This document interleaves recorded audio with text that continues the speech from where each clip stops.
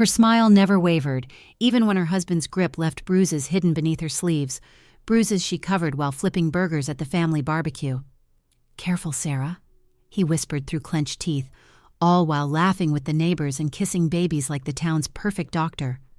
But the real fracture came when her cousin, Mia, spotted the bruise, eyes wide, lips parting to speak, and then he stepped in.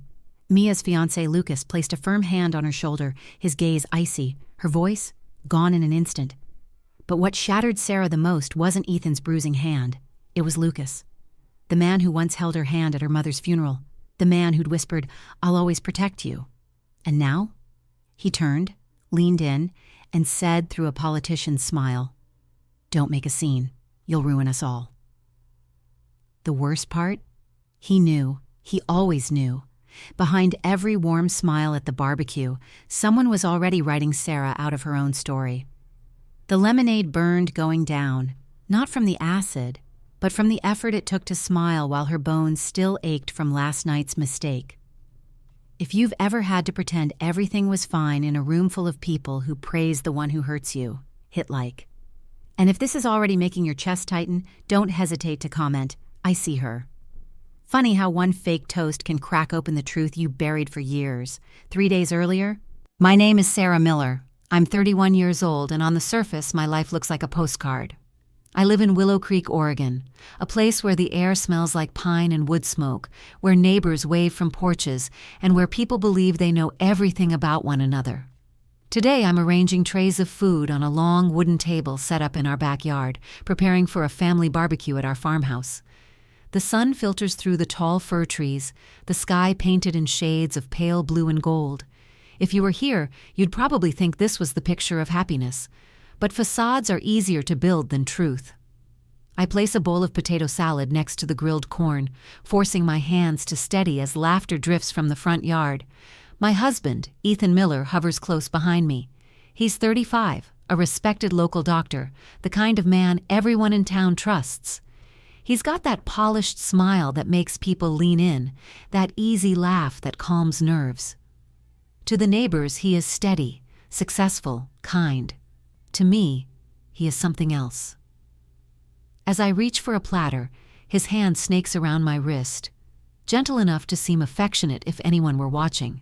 But the pressure sharpens, digs in just enough to leave faint marks. My skin burns beneath his grip.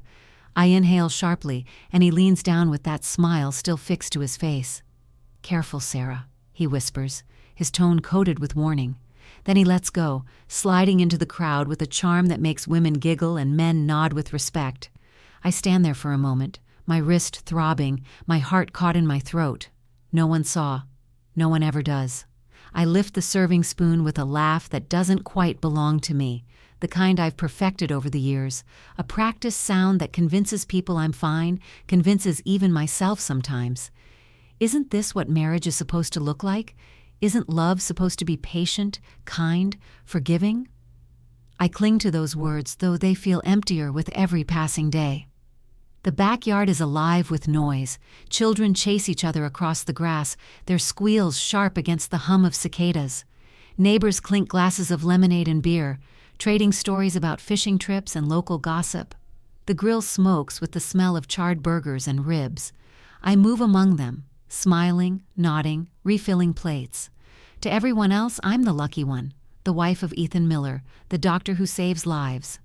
But as I carry a tray of lemonade past a group of guests, my sleeve shifts just enough to reveal a faint bruise on my arm. Did anyone notice? A flicker of panic shudders through me, but no one says a word. They're too busy praising Ethan's latest work at the clinic, laughing at his jokes, admiring his dedication. I hear him speaking, his voice smooth and confident, as if he has never raised it in anger.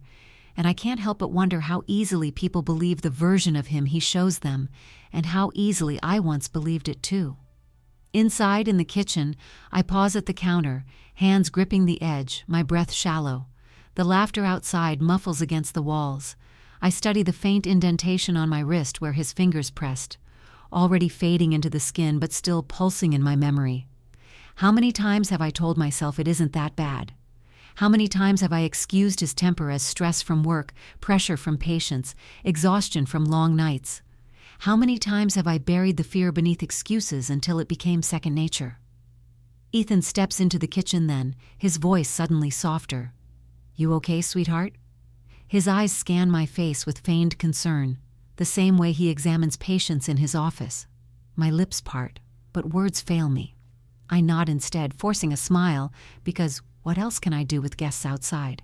He leans in, brushing a kiss against my temple, and from the window I catch the reflection of us, a perfect couple framed in the farmhouse's glass. If someone were watching, they'd think we were in love. But the truth doesn't always leave visible scars. Back outside, I mingle again, setting down dishes, making small talk. The air smells like charcoal and freshly cut grass, but it feels suffocating. Every laugh from Ethan sharpens the ache in my chest. Every cheer from a neighbor buries me deeper under this performance. I glance at the horizon where the sun dips lower, painting streaks of orange over the valley. I used to find peace in sunsets like this. Used to sit on the porch with a sketchbook in my lap, drawing until the paper was filled with color. Teaching art was my way of keeping that spark alive, of sharing it with my students. But somewhere along the way, Ethan's voice began drowning mine out, his control dulling the vibrancy of who I used to be. Now I feel like a muted painting, framed neatly on the wall of his carefully curated life. Neighbors gather for a toast, raising their glasses to friendship, family, and community. Ethan stands at the center, his hand resting lightly on my back, guiding me forward. His touch is light, but it's not comfort, it's ownership. I smile on cue, raise my glass, and let the lemonade burn like acid down my throat. Applause erupts, but inside me there's only silence. The night stretches on, lanterns flickering against the darkening sky, conversations blending into a blur. I move through it all like a ghost in my own home, haunted by the marks only I can see. And as the laughter swells around me, a question rises in the quiet corners of my mind. How long can I keep pretending this is happiness? How long before someone notices the cracks in the perfect facade? Because I can feel them widening, and I know deep down that something is coming. The evening sunlight filtered through the tall fir trees, slanting in golden lines across the backyard, turning the smoke from the grill into shifting ribbons of amber and gray. Laughter rose in waves, clinking glasses punctuating the conversations, the smell of charred meat mingling with the sweetness of corn roasting in foil. From the outside, it was a perfect summer gathering, neighbors clustered under string lights, children running barefoot through the grass, dogs weaving between tables in search of scraps. I balanced a tray of food in my arms, the weight pulling on the muscles of my shoulders. The sting in my wrist, where Ethan had gripped me earlier, pulsed each time I shifted the platter. I tried to steady my breathing, to let my face stay open and cheerful. But as I passed by one of the tables, pain flared again, sharp and undeniable, and a wince escaped before I could stop it. "Sarah?" The voice was soft but urgent, cutting through the hum of chatter.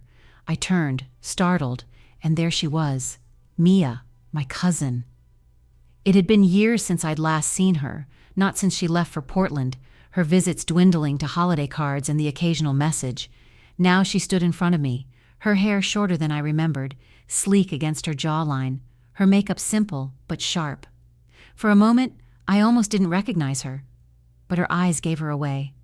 They were the same as when we were children painting together on my porch, wide, searching, filled with something unspoken. She reached out quickly. "Here, let me help with that." Her hands brushed mine as she took the tray, and in that brief shift, the fabric of my sleeve slipped back just enough. The bruise on my forearm, faint but visible, peeked through like a secret trying to escape. Her gaze darted down, froze, and then snapped back up to my face. I saw the breath catch in her throat, her lips part as if she couldn't hold the question inside. "Sarah," she whispered, lower now, her voice trembling. "Are you okay?" The words hit me harder than the ache in my arm. For so long, no one had asked. Not really, not in a way that made me feel they wanted to hear the truth. My chest tightened, heat rushing to my eyes. I wanted to tell her. I wanted to say everything in that moment, that Ethan's kindness was a performance, that his hands were not gentle when the world wasn't watching, that I had been shrinking piece by piece for years. My throat burned with words I had never spoken out loud, but before I could answer, a shadow loomed behind her. Lucas. Her fiancé stepped up, taller than I remembered, with a politician's smile that never quite reached his eyes. His hand settled firmly on Mia's shoulder, possessive in a way that seemed casual to an outsider, but made her body stiffen immediately. He didn't look at me.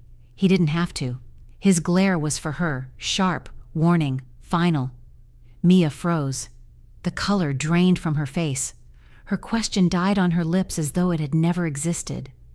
She forced a brittle smile, her voice louder now, carefully measured for the people around us. "The food smells amazing, Sarah. You always know how to host." Her laugh was thin, hollow, vanishing into the noise of the party. She stepped back quickly, slipping into the safety of the crowd as if retreating behind a wall she couldn't scale. And just like that, I was alone again, holding nothing but the weight in my chest. I stood rooted in place, the bruise burning under my sleeve, the echo of her whispered question circling in my mind. "Are you okay?" For one fleeting moment, I had thought maybe, just maybe, I could answer honestly, but the silence Lucas forced on her left me deflated, crushed under the realization that even when someone saw, they might not be able to help. A burst of laughter erupted nearby, drawing my gaze to the center of the yard. Ethan. He was in his element, commanding attention without seeming to try. His laugh was deep and booming, his posture open and easy, his hand resting warmly on a neighbor's arm as he listened to a story. People leaned toward him, caught in the glow of his charm. A woman threw her head back, giggling at something he said. Another man clapped him on the back, admiration plain in his smile. To them, Ethan was everything. Reliable, generous, respected. I watched him, a hollow ache twisting in my stomach. They saw the version of him he wanted them to see. They didn't know the grip of his hand, the sharpness of his words, the way he could twist love into something that left bruises. And now, I couldn't shake the image of Mia, the fear in her eyes, the way she stiffened under Lucas's touch. Was she trapped too? Did her silence mean she carried her own invisible wounds? The thought unsettled me more than I could admit, because if Mia, bold and bright as I remembered her, could be silenced so quickly, what hope did I have? Who would believe me if even she couldn't speak her truth? I moved to the edge of a circle of guests, smiling when they smiled, nodding when they nodded, but the conversation blurred around me. My ears caught only fragments, my mind spinning with questions that had no safe answers. The night stretched, the lanterns strung through the trees flickering softly, casting warm light over faces that seemed so untroubled, so untouched. And me? I felt like a ghost at my own gathering, fading behind the perfect facade everyone else believed. My cousin had seen a crack in it, just for a second, but she had been pulled back into silence before the truth could escape. Her question still rang in my head. "Are you okay?" The truth sat heavy on my tongue. No, I wasn't. But how could I say that out loud when even she had been silenced by the weight of someone else's glare? As the crowd cheered at another one of Ethan's jokes, the sound rose into the night like celebration. But beneath it, all I heard was the echo of my own fear, whispering a truth I wasn't ready to face. If Mia couldn't speak in front of Lucas, would I ever find the courage to speak in front of Ethan? The night settled heavy around the farmhouse once the last guests left. Headlights swept across the gravel drive, fading into darkness, and then there was only the distant hum of crickets and the soft rustle of trees in the breeze. Inside, the house felt hollow after all the noise. Laughter, clinking glasses, children's shouts, gone like it had never happened. The smell of grilled ribs and corn still clung to the air, mixed with smoke that had seeped in from the backyard. I stood in the kitchen, sleeves rolled up, warm water running over my hands as I rinsed plates stacked high in the sink. Soap bubbles floated and popped in the dim light. My body moved mechanically, muscle memory carrying me through the motions. Scrape, rinse, dry, scrape, rinse, dry. It was the silence that pressed hardest against my chest. But silence in my house was never safe. I sensed him before I heard him. Ethan. His presence always seemed to pull the air tighter, make the space smaller. The soft tread of his shoes echoed on the hardwood floor as he leaned against the doorway, watching me.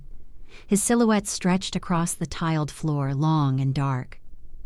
"You know," he said finally, his voice deceptively casual, For someone who calls herself a hostess, you really don't handle these gatherings very well."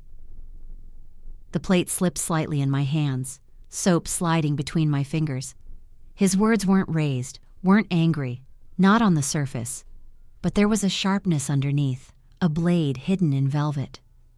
"I saw you standing in the corner half the night," he continued, stepping further in, his shadow swallowing the light.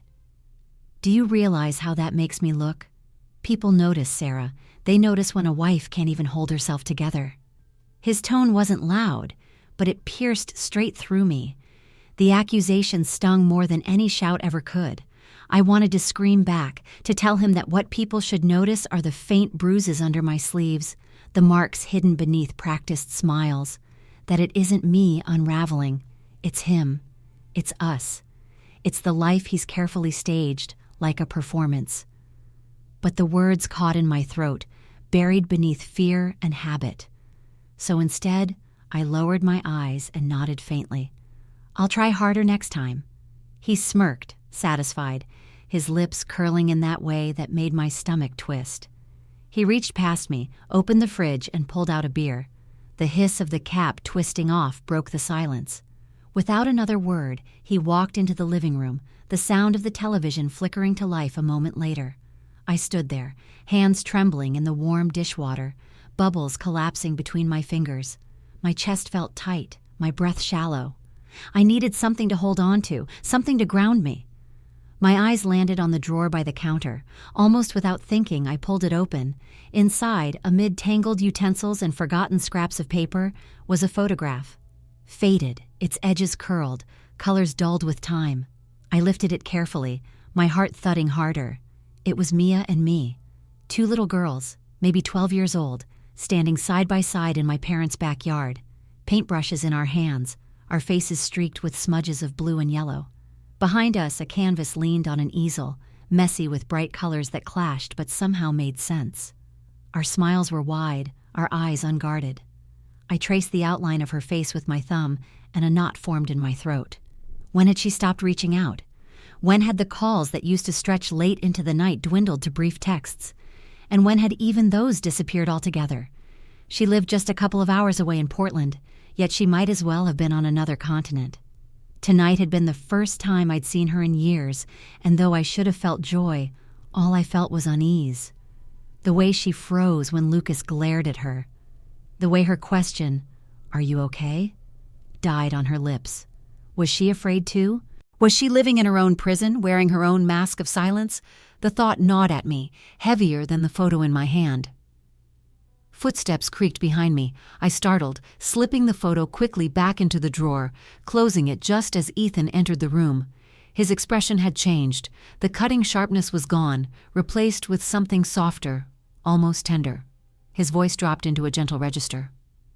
"You worked hard tonight." I stiffened as his hand brushed my shoulder, the touch light, almost affectionate. "I know hosting stresses you out," he went on, "but you did fine. Everyone had a good time." The shift was dizzying. Just minutes ago, I was an embarrassment. Now I was a wife deserving comfort. It was like living on shifting sand, never knowing which version of him would surface. I forced a small smile, lips trembling. "Thanks," I whispered. The word felt heavy, like a lie I didn't mean. He leaned in, pressing a kiss to the side of my head. To anyone else, it would look like love. To me, it was a cage tightening around my ribs. His breath was warm against my ear, his presence overwhelming. My body stayed rigid until he finally stepped away, disappearing once more toward the glow of the living room. When I was alone again, I rolled up my sleeve. Faint bruises bloomed along my arm, dark fingerprints pressed into pale skin. Proof. Proof that I wasn't imagining it, that his cruelty wasn't some twisted invention in my mind. Proof that what he did to me was real. I let the sleeve fall back down, covering the marks, hiding the truth the way I always had. But the photograph still burned in my memory. 2 girls, brushes in hand, laughing in the sunlight, free. Mia had seen me tonight. She had seen a crack in the facade, and yet she too had been silenced. Her voice echoed in my mind, soft but trembling. "Are you okay?" The answer I'd never spoken pressed against my chest. No, I wasn't. And as I stood there, bruises on my arm throbbing beneath the fabric. I wondered if the silence I carried inside me would ever break, or if, like Mia, I would remain trapped in it forever. That night, the farmhouse felt like it was holding its breath. The laughter and music from the barbecue were long gone, replaced by the hum of crickets outside the windows and the low ticking of the clock on the wall. Ethan had fallen asleep beside me, his breaths steady and heavy, but I couldn't close my eyes. My body was tense, my skin still buzzing with the echo of his grip, the bruise hidden beneath my sleeve pulsing with every beat of my heart. The shadows on the ceiling seemed alive, stretching and curling with each flicker from the porch light outside. I lay still, listening to the sound of his breathing, my hands clutched tight under the blanket as though holding myself together. Then suddenly my phone vibrated softly on the nightstand.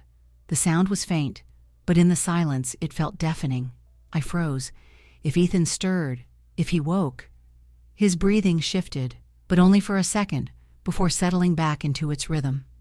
Slowly, carefully, I slid my hand from under the blanket, fingers trembling as I reached for the phone. The glow of the screen lit my face, and there it was, Mia's name. "Can we meet tomorrow? Alone, please. Diner on Maple, noon." My heart pounded so hard I thought it might wake him. For a long moment, I just stared at the words, my thumb hovering over the screen. A dozen excuses clawed at me. It's too risky, Ethan might find out. I shouldn't trust anyone. But beneath all the fear was a flicker of something I hadn't let myself feel in a long time, the possibility that someone cared. I typed back a single word, yes. Then I turned the phone face down and lay rigid in the dark, waiting for dawn. The next day, the diner on Maple smelled like bacon grease and strong coffee, the kind of scent that clung to your clothes long after you left. The neon sign in the window buzzed faintly, casting a soft glow across the cracked pavement outside. Inside, sunlight filtered through blinds, striping the red vinyl booths with light and shadow. I slid into the farthest booth in the corner, my fingers wrapped tight around a chipped mug of coffee, trying to ground myself in its warmth. Mia arrived quickly, scanning the room before spotting me.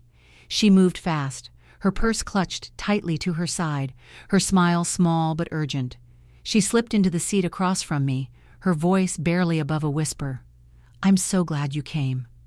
I opened my mouth to answer, but she wasn't alone. Another woman followed her in. Mid-40s, calm presence, with eyes that carried both kindness and steel. Her hair was pulled back simply, her clothes practical. There was something about her that made me instinctively want to listen. "This is Karen," Mia said softly, her voice trembling just slightly. "She runs a shelter. I thought you should meet her." Karen gave me a warm smile, one that wasn't forced or pitying, but steady. She sat down and reached into her bag, pulling out a small folder. Without a word, she slid it across the table toward me. I hesitated, then opened it. Photographs spilled out, women standing proudly with their children, women holding up art projects, women with graduation caps, women laughing with others in bright community rooms. They didn't look broken. They looked alive. "They were where you are now," Karen said gently, her voice calm but sure. "Afraid, unsure, trapped. But look at them now. They built lives for themselves, lives where they could breathe again. It wasn't easy, but it was possible." My throat tightened. My eyes caught on the smile of a woman holding her daughter's hand, the light in her expression so different from the reflection I saw in my own mirror every morning. I thought of Ethan's words, "You're wasting your time with those kids. Your teaching doesn't matter." Each phrase carved into me like stone. "I can't—" My voice cracked, breaking before I could finish. I lowered it, glancing around the diner, convinced that Ethan might walk in at any second. "Ethan checks everything, my phone, my emails, even my lesson plans. He says I'm a joke, that my students would be better off with someone else. If he knew I was here—" My hands shook, fingers tightening around the edge of the table. Mia reached across, her fingers covering mine, warm and trembling all at once. Her eyes were fierce, holding me in place. "Sarah, you don't have to explain everything. You don't have to carry this alone. You're not crazy. We see you." Karen nodded, sliding something else across the table. A small black phone, a burner phone. "This is for you," she said quietly. "Keep it hidden. Use it only when you're safe. Even one word is enough.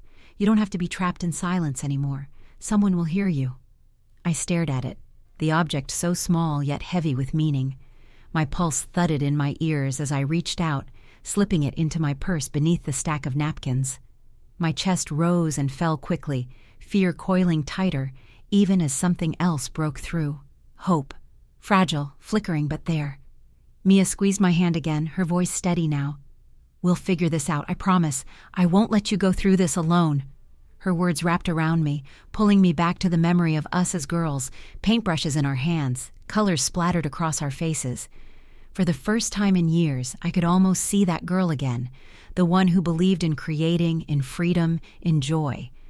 I gripped the warm mug of coffee, grounding myself in the heat, in the steadiness of the table beneath my palms. I couldn't pour it all out now. The fear was too strong, Ethan's shadow too heavy. But I had something I hadn't before. I had the phone. I had Mia. I had Karen's unwavering gaze reminding me that survival wasn't just a dream. When we left the diner, sunlight flooded the cracked pavement, bright and relentless. I pulled my jacket close, hiding the bruise that throbbed beneath the fabric. But this time, it didn't feel like I was only hiding. For the first time in years, I carried something else with me as I stepped back into the light, a glimmer of hope. The farmhouse felt heavier than usual that night, the kind of weight that pressed into the floorboards and seeped through the walls. I was in the bedroom, folding laundry into neat stacks, trying to focus on the rhythm of fabric against fabric, fold, press, stack, when a sound cut through the silence. At first, I thought I imagined it, a voice deep and familiar, carrying faintly down the hallway. Not Ethan's, Lucas's. My hands stilled over a shirt, the cotton soft beneath my trembling fingers. Lucas wasn't supposed to be here. I hadn't heard the front door open, hadn't heard footsteps. The sound was coming from Ethan's study, a room that always smelled faintly of cologne and whiskey, where the light burned late into the night.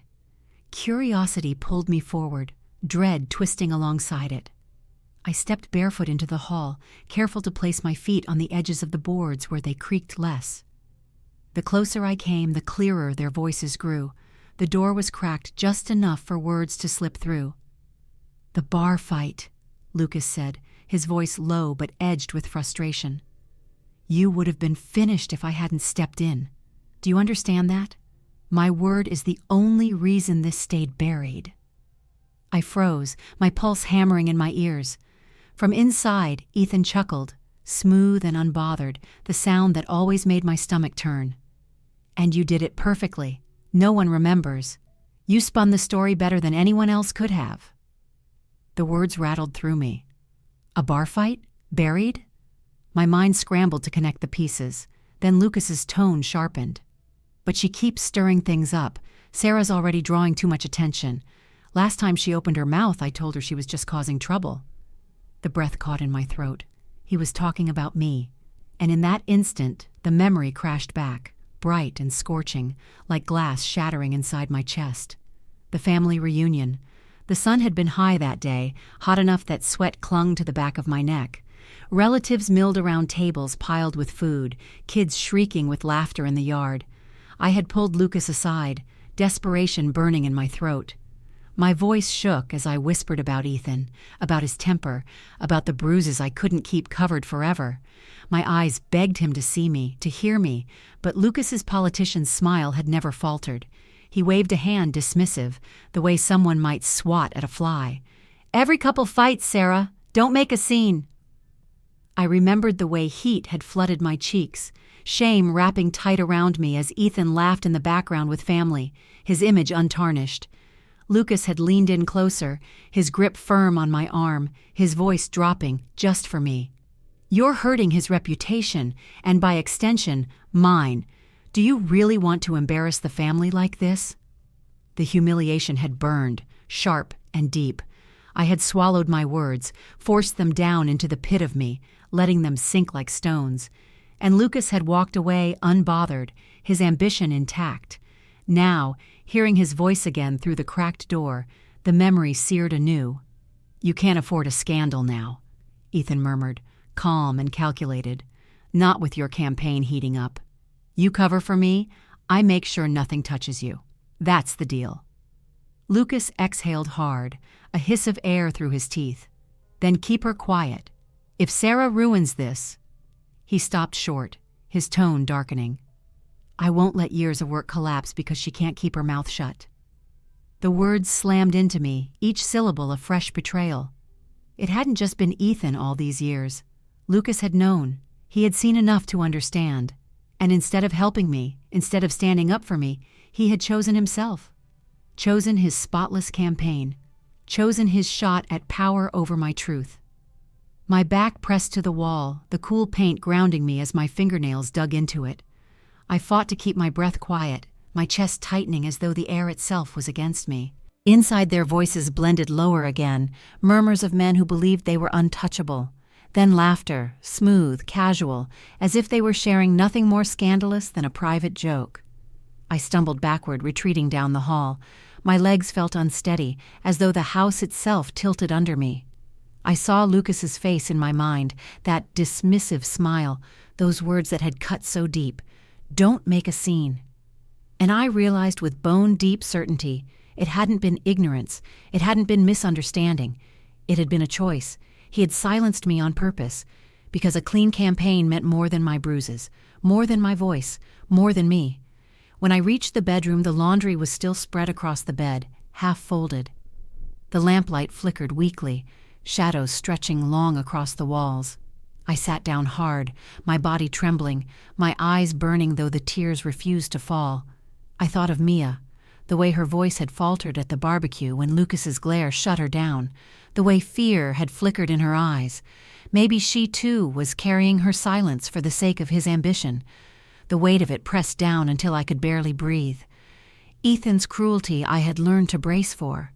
But Lucas's betrayal was a knife I hadn't seen coming, twisting deeper because it came from family, because I had trusted him once. And now I knew, with crushing clarity, I wasn't just trapped with Ethan. I was trapped under the shadow of Lucas's ambition, erased by the image of respectability in politics. In that moment, something inside me broke. Whatever fragile trust I had left, whatever hope that someone in my family might see me, it shattered completely. The days after Mia introduced me to Karen felt like walking on a tightrope strung high above the ground. Every movement I made, every word I spoke, could tip me into disaster. Ethan's moods were like shifting weather, sunny one moment, storming the next. One morning, he brought me coffee in bed. The steam curled up in lazy spirals, the bitter-sweet smell filling the room. His smile was gentle, his voice light as he said, "Thought you deserved a treat, sweetheart." He brushed a hand through my hair, so tender it almost disarmed me. I forced a small laugh, cradling the mug between my palms, though my insides twisted, because I knew this wasn't kindness. This was theater, a stage act for no one but me. The very next day, the performance ended. I walked into the living room to find him perched on the couch, my phone in his hand. His thumb swiped hard across the screen, his eyes narrowed. "Who have you been texting?"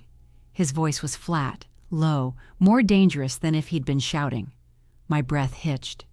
For one terrible second, I thought he had found the burner phone hidden at the bottom of my purse, the lifeline Karen had given me. But no, he held my regular phone, his gaze darting across the messages, searching for secrets.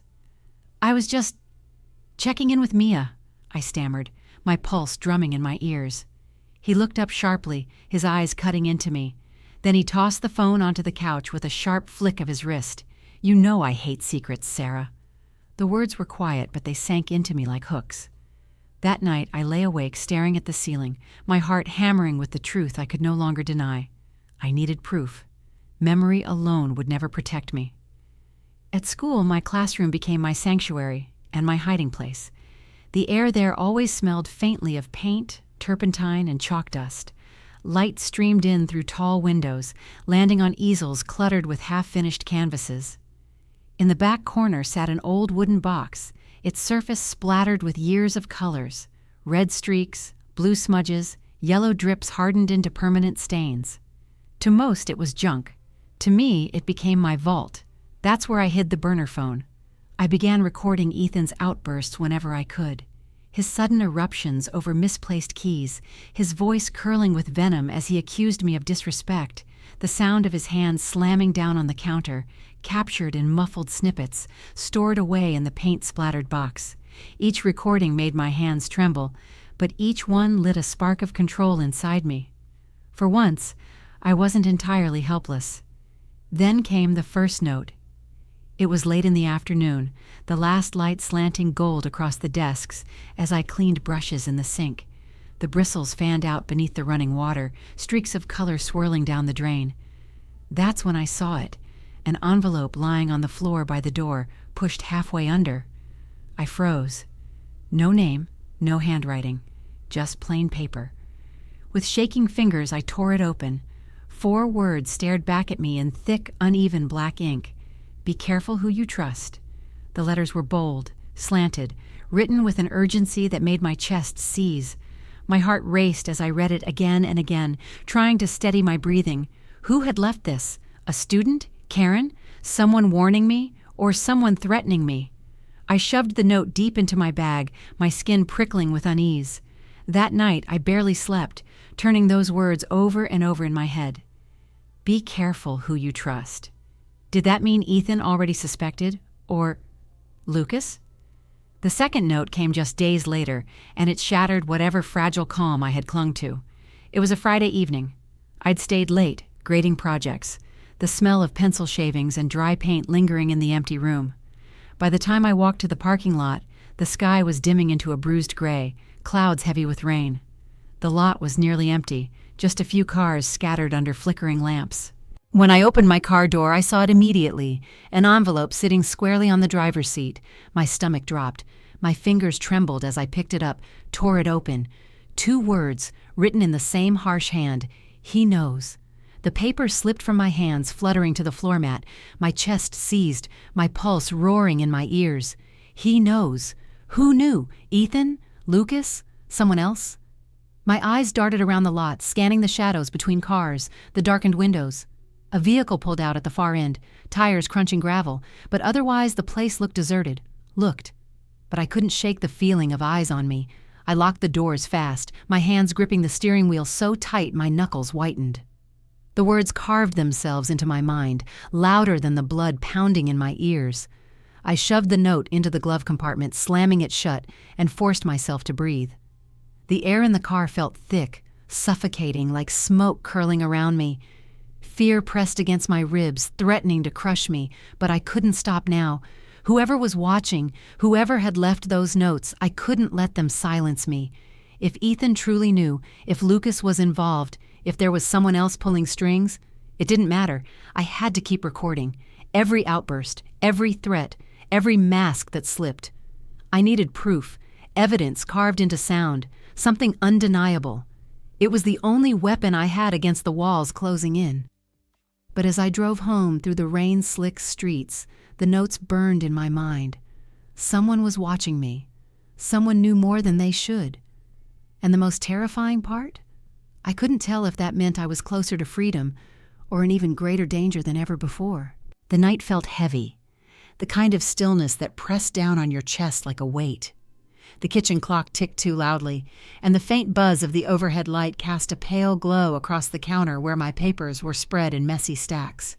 My laptop hummed, lesson plans glowing on the screen, my fingers moving frantically to finish before exhaustion pulled me under. The bitter scent of old coffee clung to the air, mixing with the faint metallic tang of stress sweat prickling on my skin.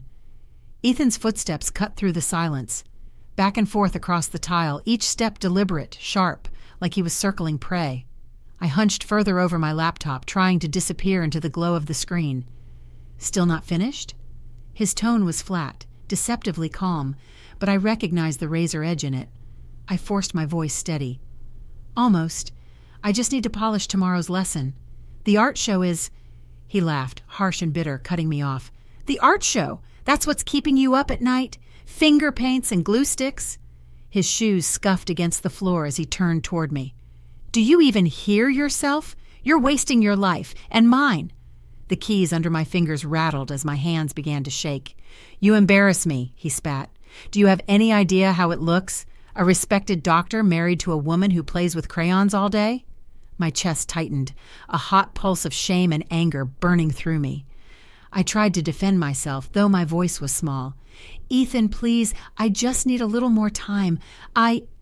His hand came down hard on the table, rattling the mug beside me. Coffee sloshed over the rim, bleeding into the edges of my papers. My heart jumped with the sound. "You make me look like a fool!" he roared, and in an instant his mask slipped completely. Before I could react, his hand clamped around my arm, iron tight, and he shoved me hard against the counter. My back slammed into the edge, the sharp pain cutting into me as the air rushed out of my lungs in a broken gasp. The purse sitting on the chair across the room didn't look like much, just leather worn from years of use.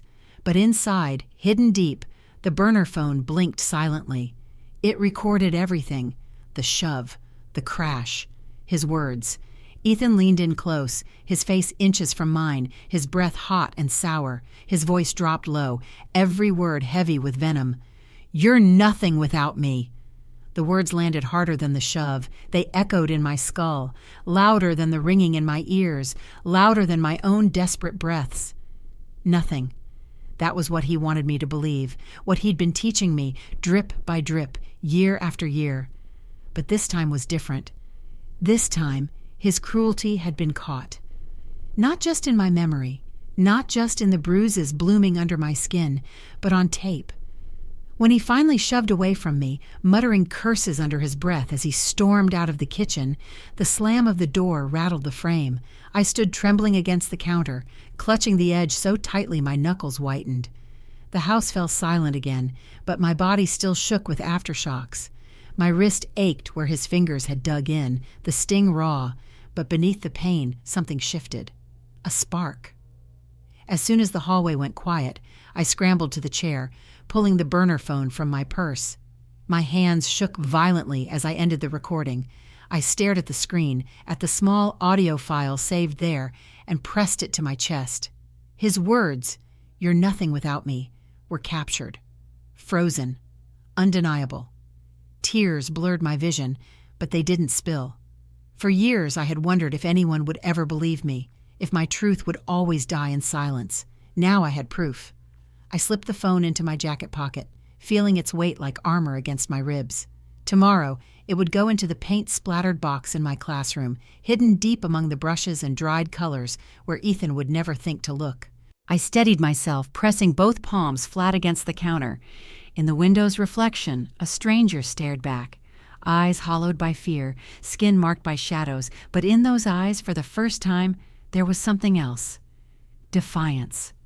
With trembling fingers, I reached for my regular phone and opened a message. 2 words. "It's time." My thumb hovered, my chest rising and falling in shallow breaths before I pressed send to Mia. Almost instantly, her reply lit up the screen. "I'm ready. We'll figure this out. You're not alone." The tears finally spilled, blurring the glow of the message, but her words held me together. My body still trembled from his shove, the bruise already forming beneath my sleeve, but the recording was my proof, my weapon, my chance. Resolve surged through me, stronger than the fear. His voice still echoed, "You're nothing without me." But now each echo was answered with my own silent vow, "I am something, and I will fight back." I tucked the burner phone safely into my jacket, pressing it close to my heart, and stood in the flickering hum of the kitchen light. The house was too still, suffocating in its silence, but this time I wasn't crushed by it.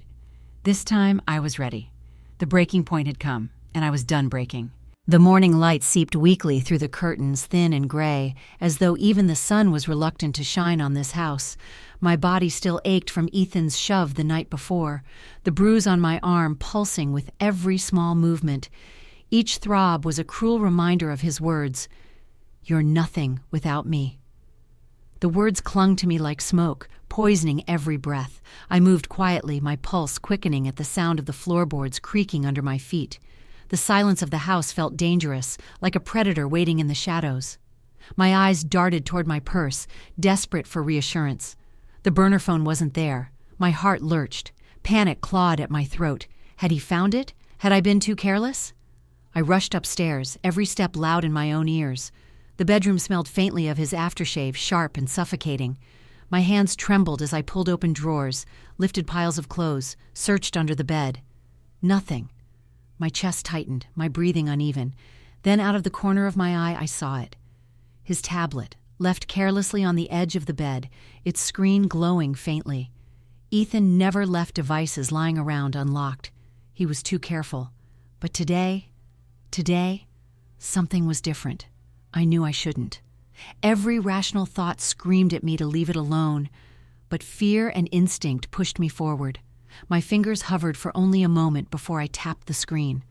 Rows of spreadsheets filled it. Names, numbers, codes. My breath caught as I scanned them, my pulse pounding so hard I could feel it in my fingertips. Prescription numbers, quantities, payments. And then I saw them. Names I recognized. Parents of my students. Families I knew from school events, people I had spoken to during conferences, who trusted me with their children every single day. The realization struck me like ice water poured over my skin. Ethan wasn't just cruel behind closed doors. He was exploiting my community, the people I cared about most, the children I taught. My stomach twisted violently. The room tilted, and I had to grip the dresser to steady myself. My world, already fractured by abuse and fear, cracked wider with this discovery. He wasn't just destroying me. He was poisoning everything I loved. My hands moved on their own, grabbing my phone, snapping photos. The clicks of the camera were deafening in the quiet room. Each one made me flinch, half expecting Ethan's voice to cut through the silence, demanding to know what I was doing. My palms were slick with sweat, my breath shallow. Click. Another spreadsheet. Click. Another list of names. Click. The evidence piled up in my gallery, heavy and damning. When I was done, I shoved the phone into my pocket, wiping my hands on my jeans to stop them from shaking. But the fear wouldn't leave me. My heart raced, desperate to escape the truth I had just uncovered. Then my phone buzzed. The sharp vibration against my leg nearly sent me to the floor. I fumbled it out with clumsy hands. It was Mia. Her voice burst through the speaker, rushed and panicked. "Sarah, listen to me. Lucas told Ethan you're unstable. He said you're imagining things, that you're trying to ruin them." The words hit like a blade to the chest. I froze. "What?" My voice cracked, thin and disbelieving. "I overheard him," she pressed. "He's framing you, making you sound like you're losing your mind. Ethan believes him. You're not safe, Sarah. Please, be careful." The room spun. Lucas, his ambition, his campaign. It wasn't enough to dismiss me before. Now he was rewriting my reality, erasing my truth, painting me as a liar, as crazy. My throat burned. "I'm not making this up," I whispered fiercely, though my voice shook. "Mia, I have proof. I found something." My words broke off. Fear gripped me. What if Ethan was listening? What if Lucas had ways of knowing what I said? I couldn't risk it. Mia's voice softened, urgent but tender. "Just hold on, okay? Don't let them silence you. Karen and we're with you. We'll figure this out." The call ended, leaving me in the suffocating quiet of the bedroom. My reflection in the mirror looked back at me, eyes wide, pale skin slick with sweat, hair tangled and damp from nerves. For a moment, I barely recognized myself, but then I saw it. Buried beneath the fear, something else flickered. Resolve. Ethan's violence had already torn me apart. His grip, his words, his threats, they were unbearable. But this was different. Now I knew he wasn't just hurting me. He was profiting from the people I cared about, manipulating the families who trusted me, using his position to exploit the vulnerable. He had crossed into my world, the world of my students, my community, the only part of me that still felt pure. And he was poisoning it too. I pressed a trembling hand to the dresser, nails biting into the wood, grounding myself in the pain. The discovery tied everything together. His cruelty, his ambition, his corruption. He wasn't just my tormentor anymore. He was a threat to everyone I loved. The photos on my phone burned like fire in my pocket. Proof. Not just of bruises, not just of threats whispered in the dark, but of crimes, of greed, of betrayal that reached far beyond my marriage. For the first time, the fear that usually caged me began to sharpen into something else. Determination. He thought I was nothing. He thought no one would believe me. He thought he could erase my voice, rewrite my story. But he was wrong. I wasn't just going to survive this. I was going to fight. The night was thick with tension, the kind that made the air itself feel like glass ready to shatter. I stood in the bedroom, a duffel bag spread open on the bed. My hands moved quickly, stuffing in sweaters, jeans, socks, clothes I didn't intend to wear. It was all a performance, a decoy bag for Ethan's so-called cabin retreat. He said it was for us to reconnect, but I knew what it really meant. Isolation, no neighbors, no witnesses, nowhere to run. The zipper scraped loudly across the fabric, too loud in the silence. My heart jumped. Every sound felt dangerous. I glanced at the window. Headlights cut across the gravel outside, then went still. My breath caught. Mia's car. She pulled into the driveway and parked at an angle blocking the exit. My chest tightened, relief and dread colliding in me. She was here, but that meant there was no turning back. Then I heard it, the front door slamming shut downstairs. My body froze. He was home. Too soon. "Sarah?" Ethan's voice floated up the stairs, calm and warm on the surface, but I could hear the steel beneath it. My stomach churned. His footsteps thudded upward, steady, inevitable. I stood rooted to the floor as the door swung open. Ethan filled the frame, eyes flicking to the bag on the bed, then back to me. "What's this?" he asked. His tone was casual, almost playful, but the danger coiled behind it made my throat close.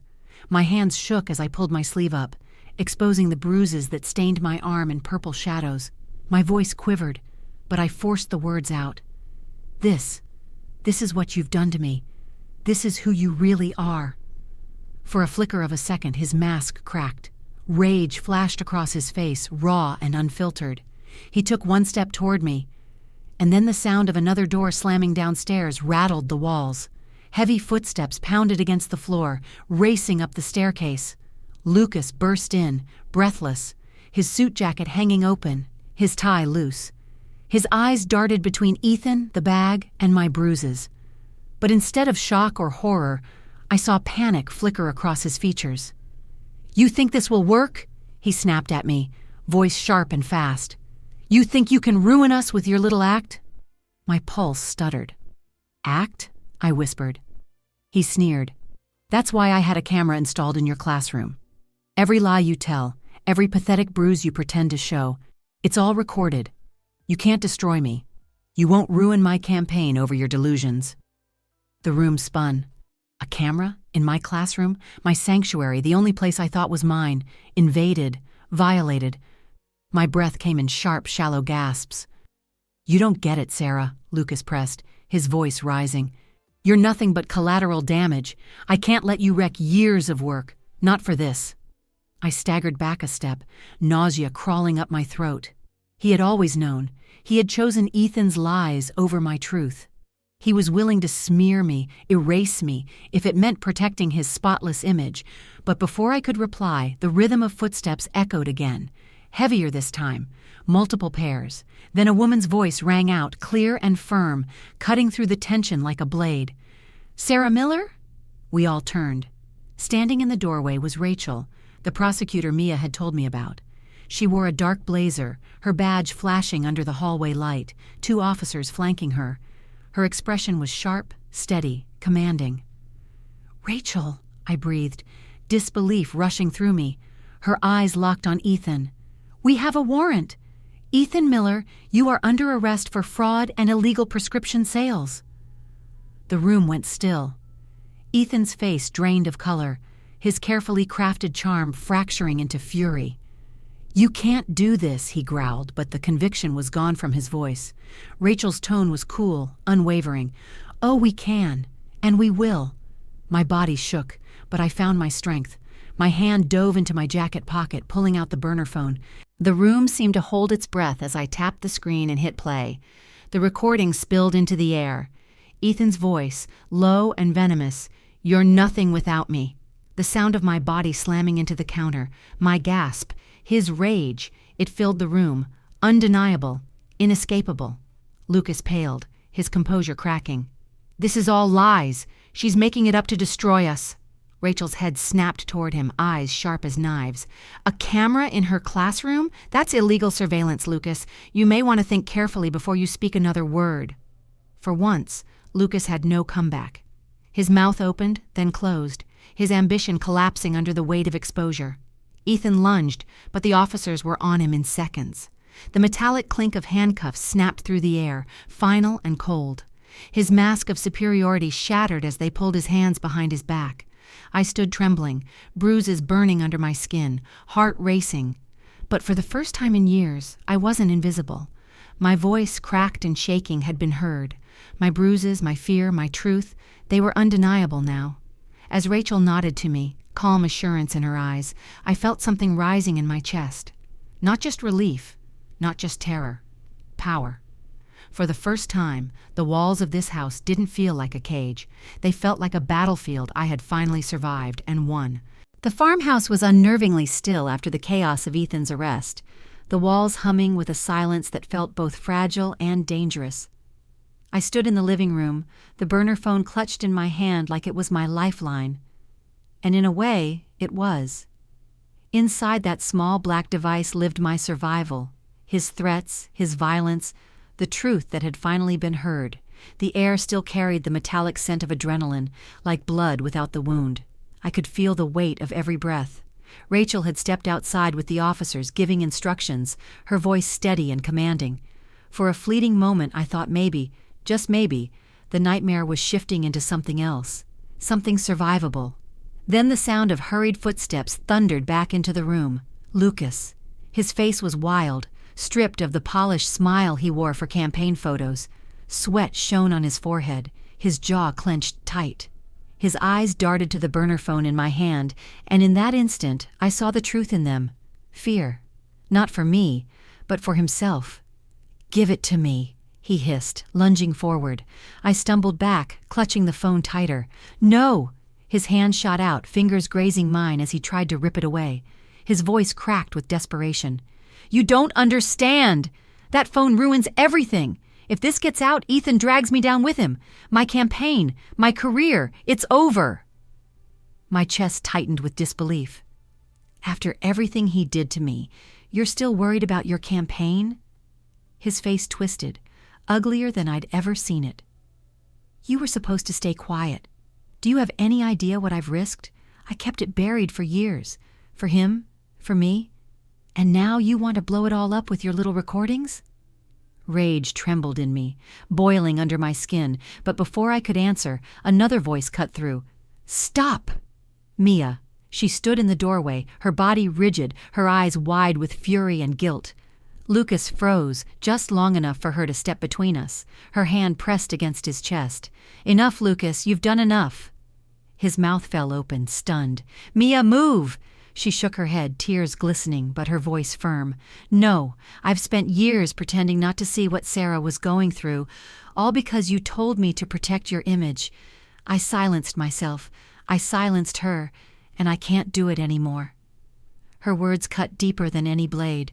My throat tightened. She had seen me, she had known, and she had turned away. The betrayal ached, but hearing her finally admit it, it was like air flooding into lungs that had been starved. Lucas's face flushed red. "You don't know what you're saying." "I know exactly what I'm saying," Mia snapped. "I chose you over her. I chose your ambition over her pain, and I was wrong." Her voice cracked, but she stood her ground. Something inside me shifted.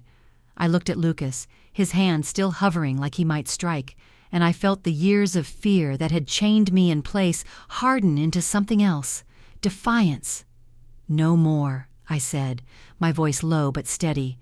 My arm shot out, shoving him backward. The force startled him. He stumbled, his eyes wide in disbelief. I straightened, gripping the phone tight. For the first time in so long, I felt like I wasn't just surviving. I was reclaiming something I had thought was gone forever. Agency. Lucas glared, but before he could surge forward again, Rachel's voice rang out from behind. "Is there a problem here?" She re-entered the room, flanked by one of the officers. Her sharp eyes flicked from Lucas's flushed face to the phone in my hand. "He tried to take it," I said quickly, my voice trembling but firm. "He tried to destroy it." Rachel stepped forward, extending her hand. "Give it to me, Sarah. We'll make sure it's secured properly.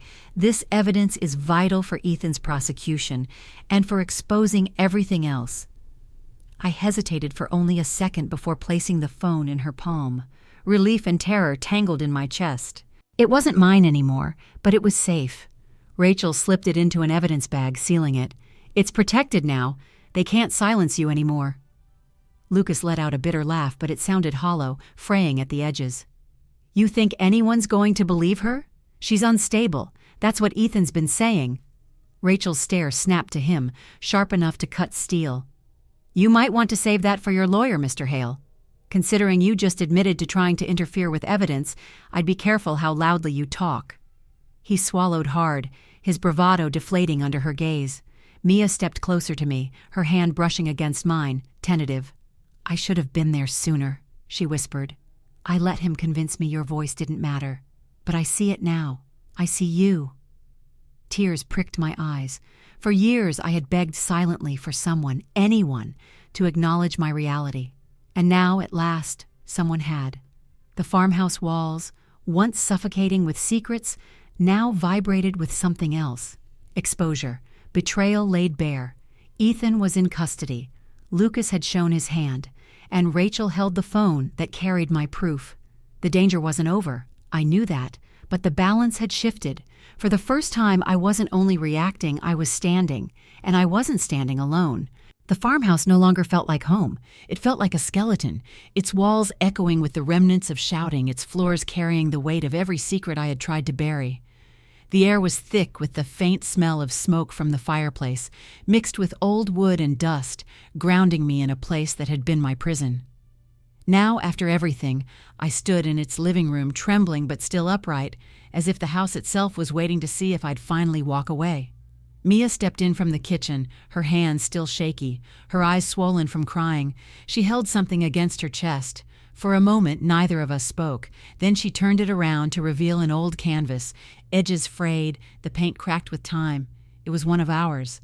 The sunflower and crooked tree we'd painted as children stared back at me, a riot of uneven colors layered with laughter I could almost still hear. "Do you remember this?" she asked, her voice fragile but full of hope. My throat closed. Memories flooded in, long summer nights, paint on our arms, the smell of grass clinging to us, our voices tangled in giggles. That was the last time I had felt free with her, before distance and silence carved space between us. I swallowed hard. I thought it was gone. She set it gently on the table. Then she slid a battered box of paints toward me, the metal hinges creaking. "Maybe we can start again," she said, her gaze flicking nervously to mine. "Just paint, like we used to." For a moment, my hand hovered above the brushes. I felt both like that little girl again and a woman weighed down by scars. But then I dipped a brush into blue, dragging it across the blank half of the canvas. The bristles scratched softly, uneven but alive. Beside me, Mia picked up yellow, adding bright swirls against my streaks of blue. The colors bled together, messy and imperfect, but there was beauty in their collision. The room filled with the rhythmic sound of brushes against canvas, each stroke a wordless conversation. For the first time in years, silence wasn't suffocating. It was healing. After a long pause, Mia spoke, her voice breaking. "I need to tell you something."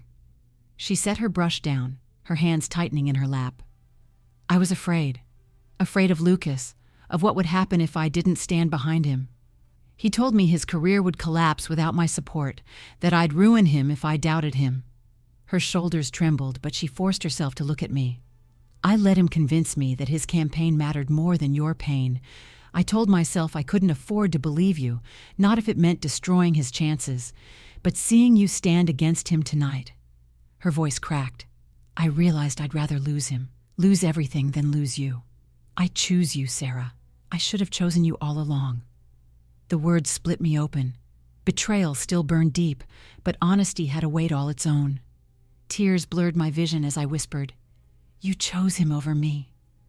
Mia's face crumpled. "I know, and I'll carry that guilt forever. But please believe me, I won't make that mistake again." I reached across the table, gripping her hand. Our fingers smeared paint together, streaks of yellow and blue staining our skin. For years, her silence had felt like another cage. But in that moment, with her hand clutching mine, I felt the pulse of the bond we had as children flicker back to life. Fragile, trembling, but real. We stood back and studied our canvas. It wasn't neat. It wasn't perfect. But streaks of color wove into each other, bold and chaotic, alive with the truth of our broken and mending hearts. A horn blared outside, startling us both. Through the window, I saw Karen's car pulling into the driveway. She stepped out, her posture steady, her presence grounding. My pulse steadied too. It was time to leave. Mia helped me gather the small bag I had packed. Her hands lingered on mine as she passed it over, her grip strong. "This isn't the end," she said fiercely. "It's the beginning." We walked to the front door together. The night air was cool, damp with the scent of wet earth and distant rain. My eyes drifted toward the barn at the edge of the property. Its door was locked tight, the wood weathered and cracked, shadows stretching out across the dirt. For years I had looked at that barn as another symbol of confinement, of secrets I couldn't escape. Tonight it was different. Tonight it was just a structure, a reminder that cages could be left behind. "It's just wood and nails now," I whispered, almost to myself. "Not a cage." Karen came up the steps, her calm smile meeting mine. "Are you ready?" I nodded, my chest aching with the weight of everything but also swelling with something new. Hope. As I slid into the back seat, Mia leaned in through the open door, pressing her forehead gently to mine. "You're not alone, Sarah. Not anymore." Tears welled, but they weren't the same kind as before. I managed a shaky smile. "I know." Karen started the car, and as we drove away, the farmhouse shrank in the rearview mirror, its windows glowing faintly like eyes watching me go. Every mile put distance between me and the life that had crushed me. My heart carried both betrayal and reconciliation, both grief and fragile healing. The farmhouse was behind me, the shelter ahead, and somewhere between those two worlds I tasted freedom for the first time. 8 months have passed, and sometimes I can hardly recognize the woman I was before. The farmhouse feels like a nightmare I woke from, the bruises like shadows that finally faded with the light of morning. Every day since, I've been learning how to breathe differently, how to live differently, how to become someone new. And here, in this small coastal Oregon town, the pieces of my life are finally starting to fit together. My art studio sits on the corner of a quiet street, just a few blocks from the shore. When I open the door each morning, the air carries the briny tang of the ocean mixed with the warm scent of paint, linseed oil, and old wood. The light filters through tall windows, spilling in gold and silver streaks across canvases stacked against the wall.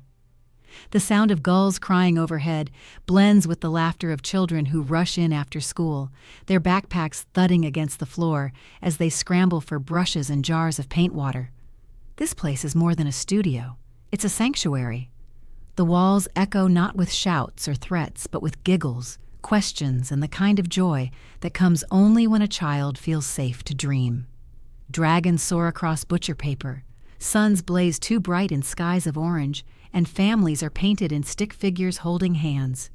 Watching them create is like watching my own heart heal stroke by stroke. And with every class I teach, every mural project we complete, a portion goes directly to Karen's shelter network. The same shelters that once whispered hope into my darkness are now funded, in part, by this studio. I see the ripple of it. Donations keeping doors open, beds ready, counselors available. Karen drops by sometimes, her arms full of flyers, her smile warm and steady. She once told me, "You're not just giving these kids art, Sarah. You're giving women like us a future." Those words planted themselves deep inside me. One crisp October afternoon, the bell above the door jingled, and in walked Mia with her little boy, Noah.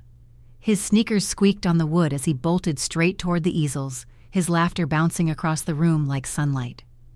Mia followed, her eyes softer than I'd seen in years, her smile real in a way it hadn't been back at the farmhouse. Watching her scoop Noah up when he giggled too loudly, I felt something like peace unfurl inside me. "Want a paint, buddy?" I asked, kneeling beside him. His tiny hand clutched mine, tugging me toward the brushes. I dipped one in bright green paint and handed it to him. He smeared it across the paper in wild, sweeping arcs.